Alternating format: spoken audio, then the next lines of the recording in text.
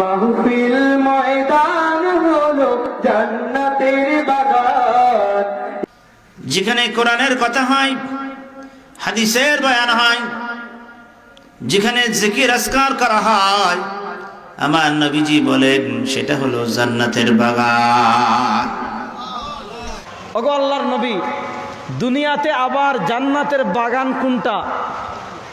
নবী করিম সাল্লাল্লাহু আলাইহি ওয়াসাল্লাম জবাবে বলেন, এক রাওয়ায়াতে আসছে হিলাকুয যিকর, আরেক রাওয়ায়াতে আসছে মাজালিসুয যিকর।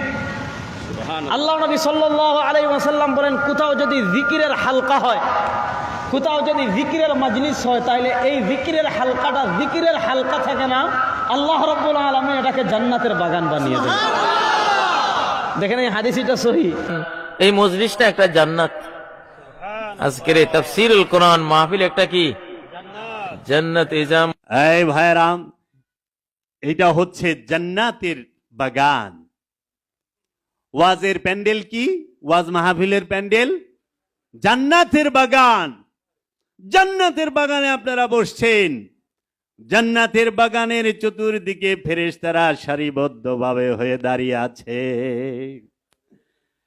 আপনারা যেই ঢুকবেন এই জান্নাতের বাগিচায়, আল্লাহ ফেরেশতা পাঠায় বলবে, যাও যাও ফেরেশতারা, আমার বান্দাদের আমলনামা লিখে আনো, একটু একটু করে বাড়ায় দিও। কিন্তু দুঃখের বিষয়, মাওলানা সাহেব সে টাকা ছাড়া জান্নাতের বাগানে ঢুকতে চায় না।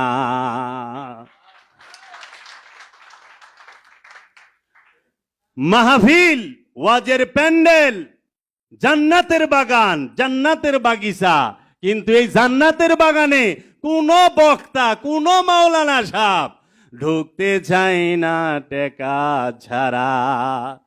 তাও সেই টাকা, 1 ঘন্টা হিরু আলমের ওয়াজ করব 1 লাখ 1.5 লাখ, বুবলি সাকিব খানের জীবনী কইব 1.5 লাখ, 80,000 70,000, আবার কপ্টর দিয়ে এখন লাগে। হ্যাঁ গো, সেই কথা, গাড়ি তাইলে জাম, এর লেগা কপ্টর দিয়ে উইরা যায়, হেরা জামে থাকবো না, কারণ আরেক জায়গায় আরেক জান্নাতের বাগানে ঢুকতে হবে টাকা নিয়া। আমরা টাকা দিয়া ঢুকি জান্নাতের বাগানে, কারণ ওয়াজ মাহফিল করাইতে তো চান্দা দেওয়ার লাগে, আমাগো বাস দেওয়ার লাগে, টাকা দেওয়ার লাগে।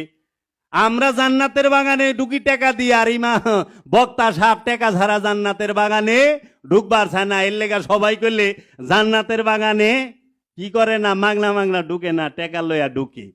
এগো হাল কি কই যাইবেন? ও মাওলানা সাহেব, কি খবর আপনি? এখন তো টাকা ছাড়াই যাহান সিজন আইছে, বড় বড় আল্লাহ মাগো করলে পাওয়া যাইব না।